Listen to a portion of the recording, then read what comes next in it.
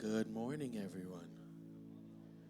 Good morning. We continue our series, Finding Faith in an Anxious Age, today.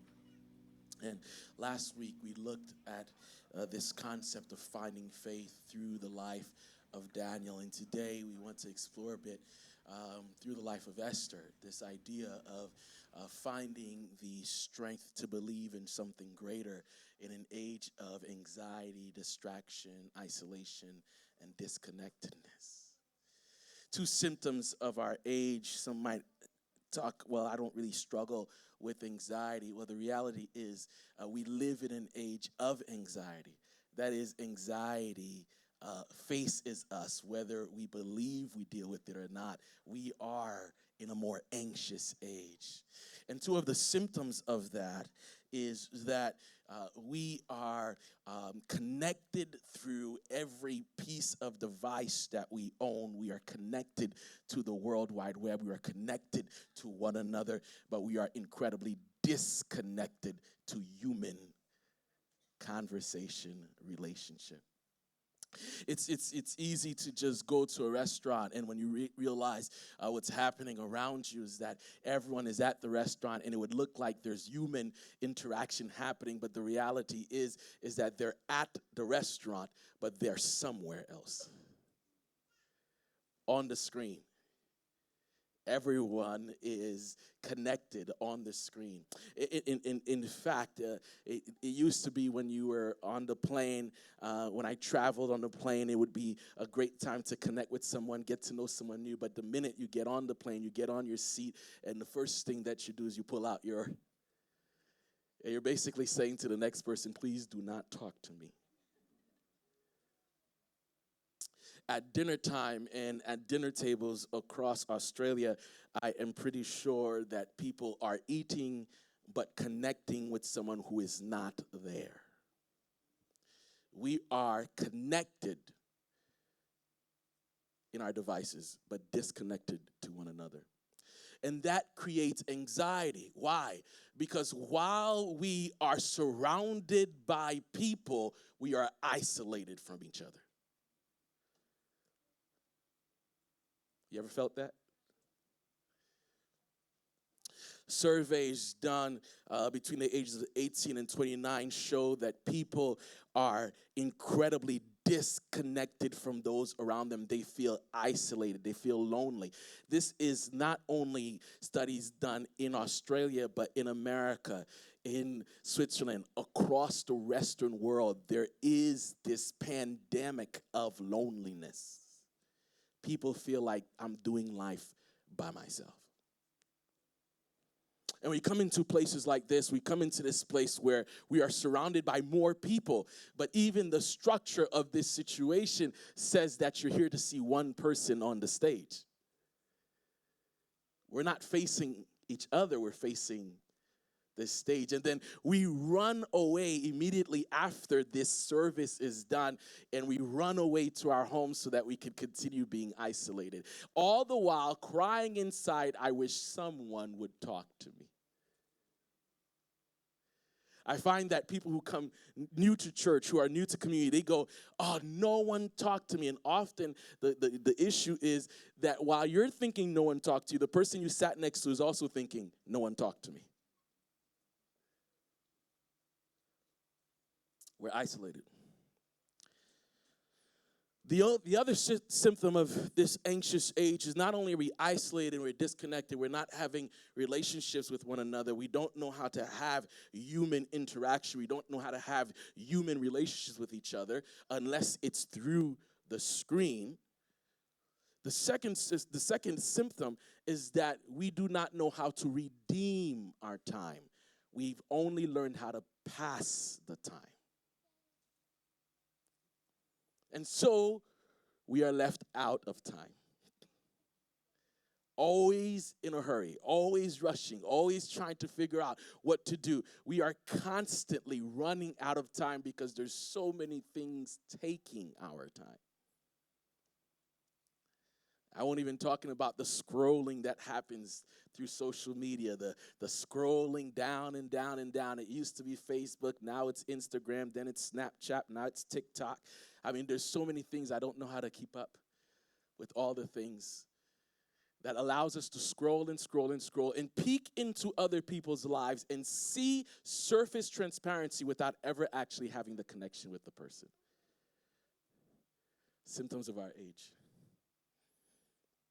That has left us, studies show, people are left lonely, left disempowered, and the biggest question that people ask, am I loved? Do I matter?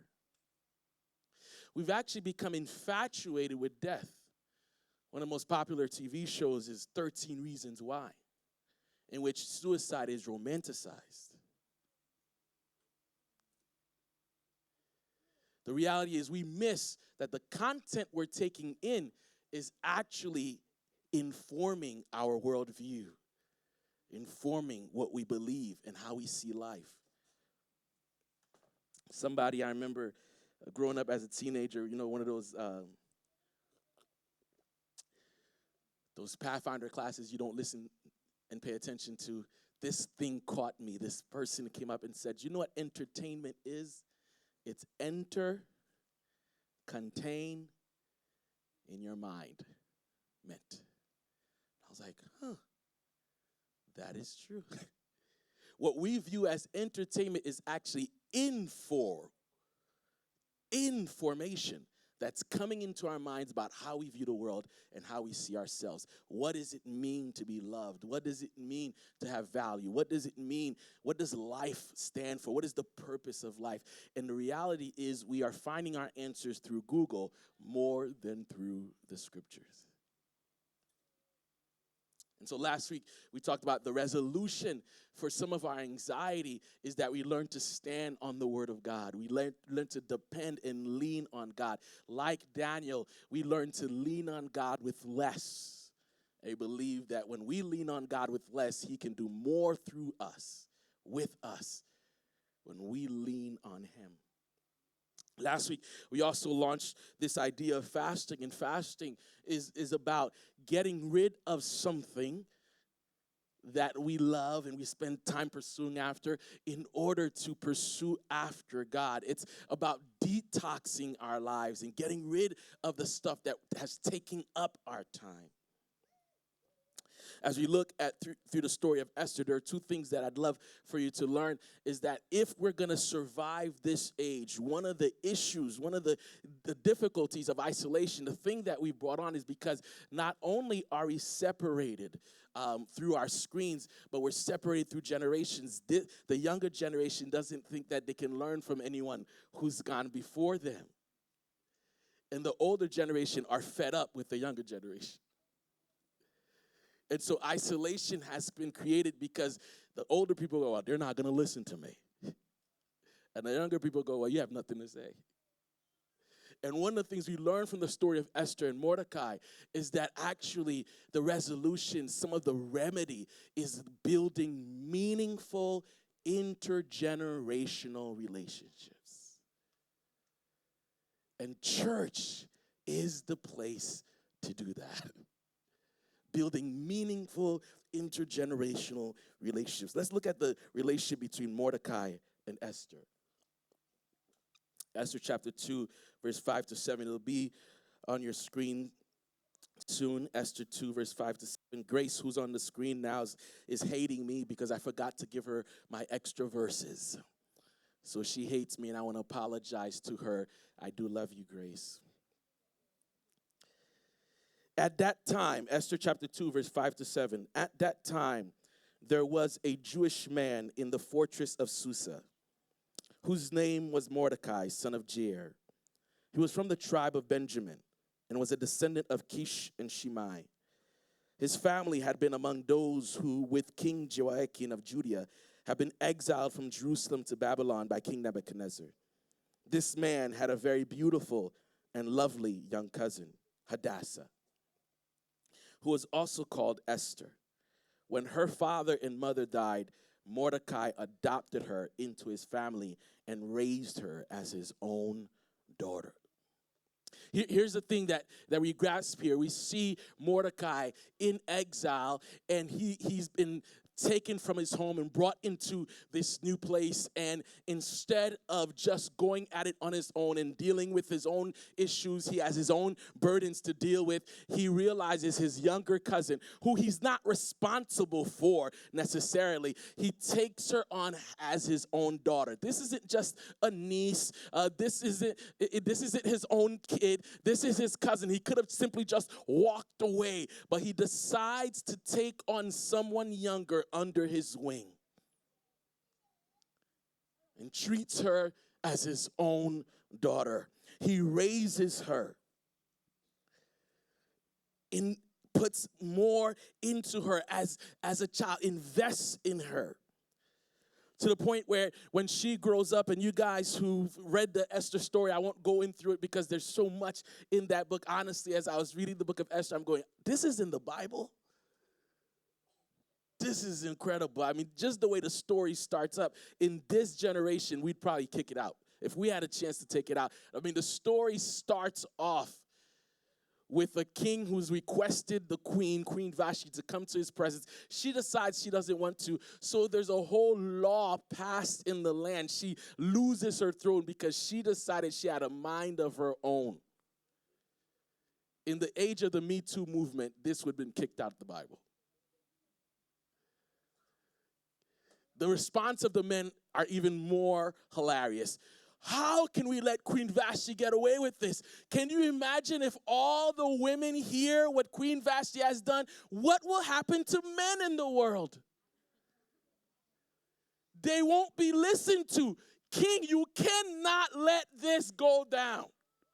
We must do something, because the women would think you can actually choose not to listen to your husband. Kelly's looking over at Chris. Don't look at Chris, Kelly. The women will decide to have their own minds. I'm looking at this and I'm reading this through my eyes here, and I'm going, whoa, I can't believe what's happening here. I mean, there's so much more. Esther is a young, beautiful woman brought into this program, what you and I would call the Bachelorette, or maybe it's the Bachelor, where women are prepared, groomed, in order to get married to this one man.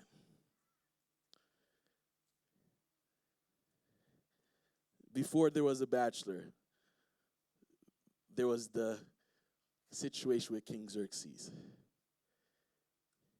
He would come in and meet and connect with each of them, spend a date with them.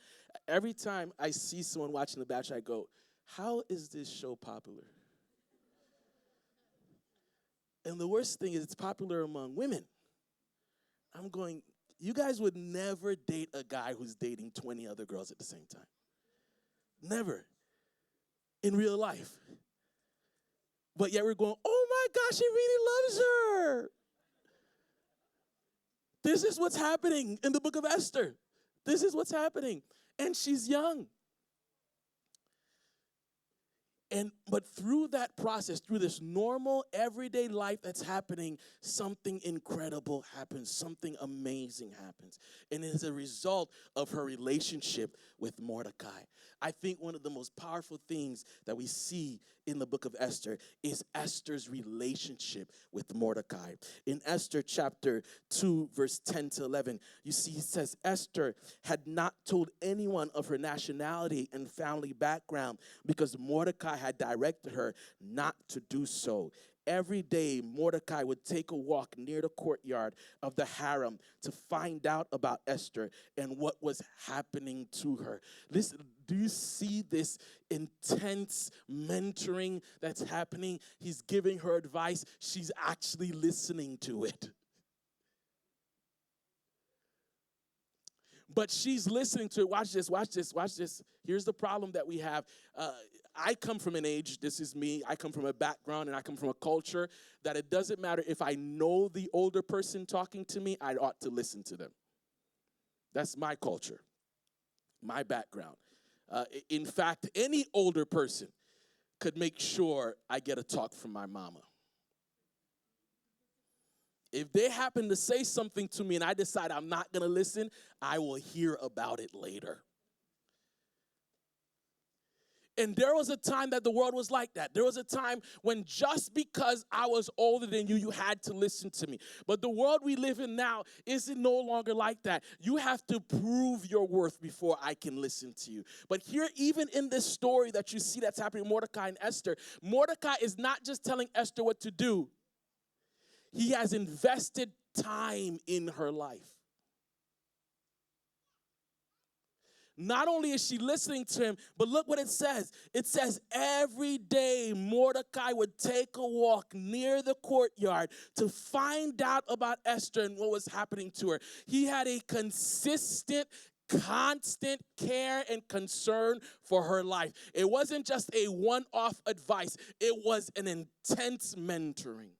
We live in an age where our young people need us.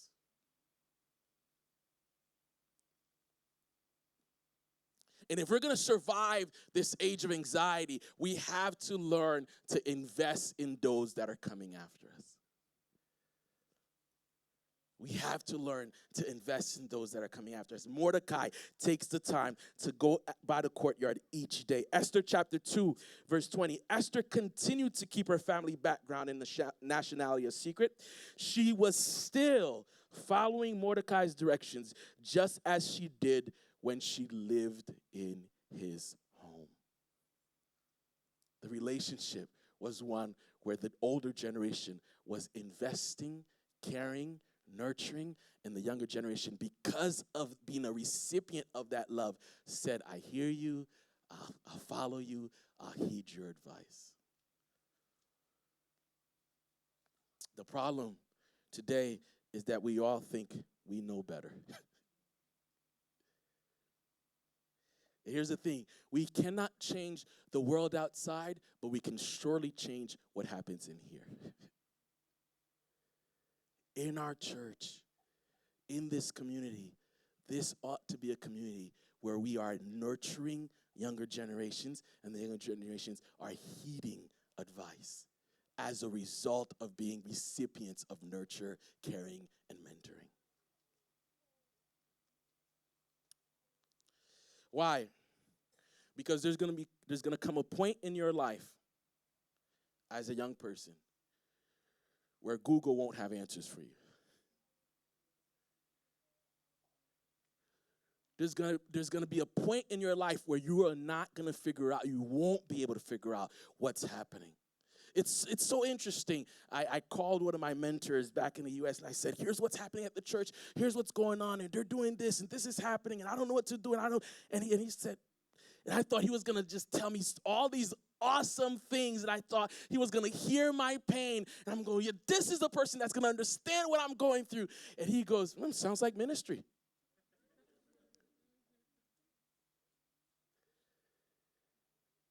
Even though my problem looks different, he's gone through it.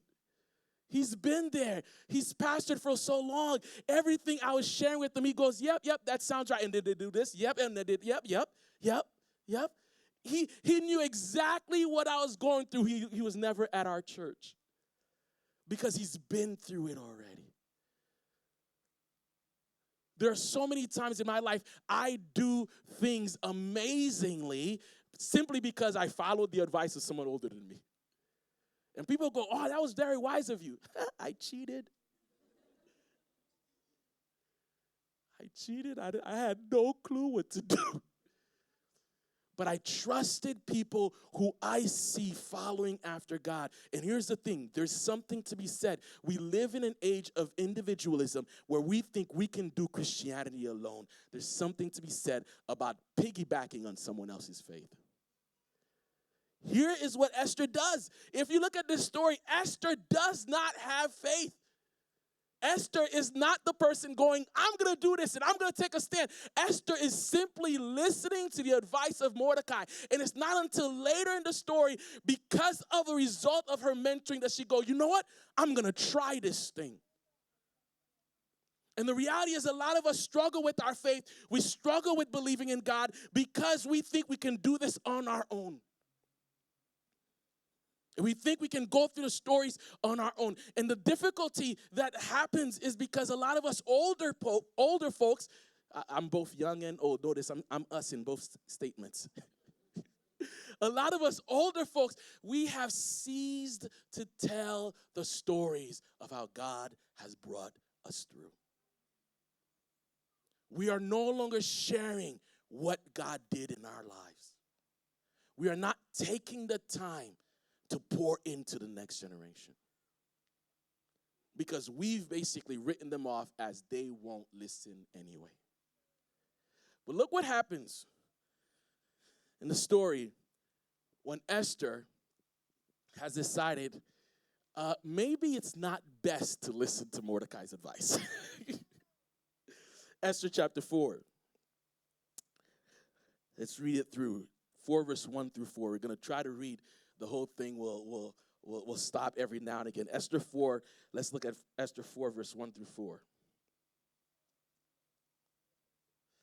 When Mordecai learned about all that had been done, what had been done? In Esther chapter 2 and 3, we learn about this guy named Haman, who is a general in the king's army. He's one of the princes, one of the leaders. He really dislikes Mordecai, Esther's older cousin, because Mordecai is the one who's standing up for his God, stand up for his faith. He doesn't bow down to Haman. He doesn't bow down to the king whenever he walks through the gate. And Haman really does not like anyone who would disrespect him in such a way that doesn't revere his presence. And so Haman goes, I really don't like this guy. Not only do I not like this guy, but I want to destroy his entire family. Forget the family, his entire nation. I want to get rid of his culture. This idea that you respect God above people, got to get rid of that.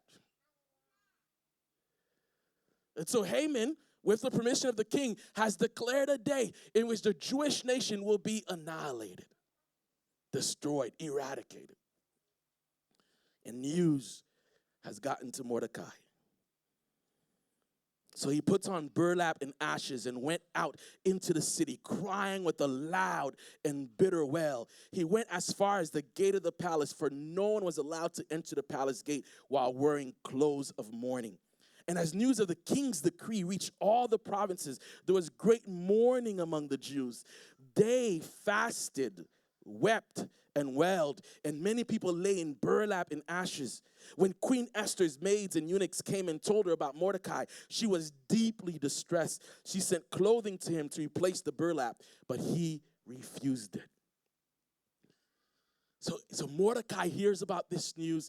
The Jewish people hear about this day of annihilation, and they are fasting and mourning and wailing. They're fasting, seeking after God. Although in the book of Esther, there is no actual mention of Yahweh or Elohim or the divine being God. It's so clear that there's something happening behind the scenes. Someone greater is involved in this situation. And the one indication that we have is by their fasting, that they're actually depending on something greater than themselves. That's what we're doing for the 21 days. For those of you who've been fasting with us, you got week 1 down, praise God. 2 more weeks. 2 more weeks. In this week alone, I've lost the 4 kilos I gained when Tiffany's parents were here. But yeah, getting rid of something for the sake of something bigger. For them, for that nation, the bigger thing was their life. Their life depended on it. So they said, I will give up anything for the sake of life again. So Mordecai is fasting already. And Esther, who hears about this, she hears about this wailing and crying. She hears that Mordecai's in this state, and she goes, "Oh, this. Please don't be offended, but sometimes we think our quick solutions will solve some things. Oh, just send him some clothes, as if Mordecai didn't have clothes." She's like, "Come on, just." Hey, put some clothes back on. Stop crying. Come on, man up. But Mordecai refuses this quick solution, this quick, let's get rid of the problem. Oh, it'll just get better. What is the Australian saying? She'll be right. It'll just get better. Put some clothes back on. Mordecai says, I don't want it. In verse 5 to 9, Esther sent for Hatak, one of the king's eunuchs who had been appointed as her attendant. She ordered him to go to Mordecai and find out what was troubling him and why was he mourning. He then tells her the whole story. He says, here's what's going to happen to the Jewish people. Here's what's being proclaimed. Here's what's going on. When Esther finds out about this, she's a bit disturbed. Because Mordecai has not only told her the story, but has asked her to intervene. He has asked her to use her influence to impact change. You see, no matter who you are, no matter where you are, you have influence. And leadership simply means influence. This is why when people go, well, I'm not a leader, I don't have any position at the church, I'm going, look, the most powerful people in the church are the folks who don't have the positions. The person you see having influence, creating change, they're the people that everyone and everything around them is being surrounded by them because of their simple influence. The people with influence are the ones who lead. Leaders have influence. If you have influence, you have leadership. And the reality is, everyone is leading someone. Everyone has influence. Each and every one of us has influence. And in fact, in today's day and age, due to social media, due to the platforms that we have, everyone can get a platform, and you can create social change like that. Esther is being told to go to the king, and she is like, this is crazy. Well, I've always listened to Mordecai, but maybe all of this distress has forgiven. Let me remind him what happens to people that go to the king without being requested. So Esther said, and now she's trying to help Mordecai understand what is going on in her life. Esther 4, verse 10 to 17. Then Esther told Hatak to go back and relay this message to Mordecai. All the king's officials and even the people in the provinces know. Mordecai, even the folks in the country, in the bush, they know this. Do you not know this? Even they know that anyone who appears before the king in his inner court without being invited is doomed to die unless the king holds out his golden scepter. And the king has not called for me to come to him for 30 days. So Hatak gave Esther's message to Mordecai. Esther goes, hey, listen, there's nothing I can do for you. Now, what is Esther thinking? It really sucks for the people out there, but I'm in here. It's really bad that this has happened. All she can do is be sad. There's nothing I can do about it. How many problems, how many issues we go through in life, how many things that come our way that we go, oh, that's so horrible, but hey, there's nothing I can do about it. This is horrible that this is happening to those people, but hey, I mean, if I could do something, I would.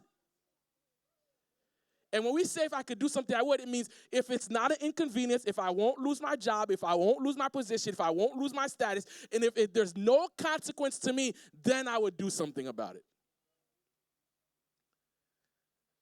But if there's anything that will cause my time, my energy, my reputation, sorry, nothing I can do about it. Esther is really content right now. She sent a letter over back to Mordecai. Mordecai, you already know the situation. It's out of my hands. I have no power. Good night. You ever been in a situation where you've heard about something horrible and you go, well, there's nothing I can do about it? What I love is during the bushfires, we saw people of all ages responding in ways to make a difference. The story that Lorinda told us about the two kids that set up a lemonade stand to raise money. Times of crisis reminds us that each of us has the power to affect change in our own way, in our own neighborhood.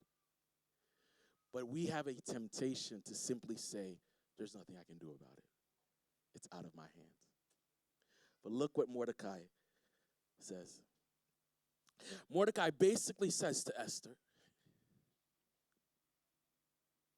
it's time for you to use your time wisely. Redeem the time. So Hatak gave Esther's message to Mordecai. Mordecai sent this reply to Esther. Don't think for a moment that because you're in the palace, you will escape when all other Jews are killed. If you keep quiet at a time like this, deliverance and relief for the Jews will arise from some other place. But you and your relatives will die. Who knows if perhaps you were made queen for just such a time as this. Then Esther sent this reply to Mordecai. She gets the message. She hears what Mordecai is saying, and she goes, okay, I can't just sit here. I can't just be quiet, because whether or not I do something, change will happen. And here's the truth, guys. Whether you do it or someone else does it, deliverance will come. The question is, will you miss out on your opportunity to make a difference? Redeem the time. Because you might just be here. You might just know about it. You might have gotten the information simply because you were brought for such a time as this. Esther says, she sent a reply to Mordecai, go and gather together all the Jews of Susa and fast for me. Do not eat or drink for 3 days, night or day. My maids and I will do the same. And then, though it is against the law, I will go in to see the king. I love this response. If I must die, I must die. NIV says, and if I perish, I perish. I'm going to do the right thing no matter what the consequences are. I'm going to do the right thing even if my life is in danger. I'm going to make the right step. I will use my time wisely. Paul says in Galatians, make use of every opportunity because the end is near. Make use of every opportunity. Galatians tells us to carry each other's burdens. Here's the thing.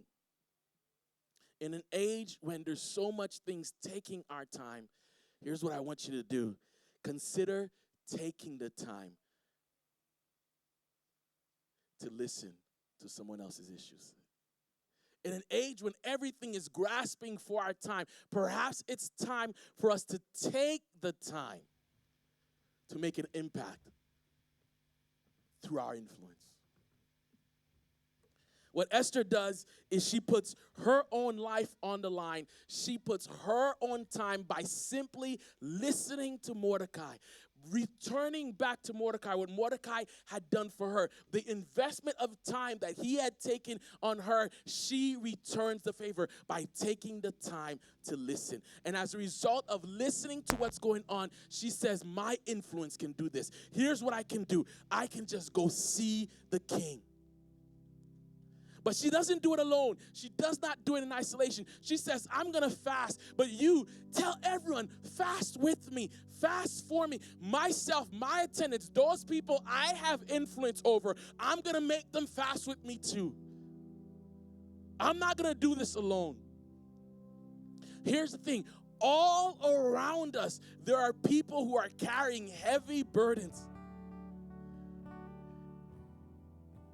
Perhaps it's time to take a listen. Hear them out. The next time you simply want to pass your time and scroll through and not think of what else is happening around you, here's a challenge for you. Instead of just passing the time, invest your time in other people.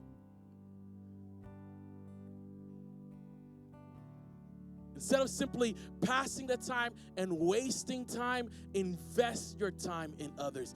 Invest your time in one another. And more importantly, young people, invest your time in someone older than you. And if you're older, invest your time in the next generation. Teach them what you've gone through. Help them. And look, if they don't want to listen to what Mordecai does. Mordecai doesn't go, oh, well, she doesn't want to listen to me. Fine, I'll go find someone else. She goes, listen. He clearly outlines there are consequences for not listening. Here's what's going to happen. If you don't want to listen, that's fine. Someone else will do the work, but you're going to miss out. Be patient with us younger folks. If at first you don't succeed, try again. Take the time to invest in one another. And then, like Esther, use your influence. Go home, read the book of Esther. It's really an amazing book. In fact, this week I've been listening to it while driving in my car. It makes for a great audiobook. Just listen. As you're listening, it's like, wow, the twists and turns and plot twists, it is really amazing. It would make a great TV show, I'm telling you. It's just amazing what happens. She uses the simple things. She invites people to dinner. She uses what's within her power. She invites the king to dinner. She invites the very man who's her enemy to dinner. She uses what she has. And here's the thing, each of us can use what we have to make change for those around us. No matter who we are, we can make an impact to transform the world.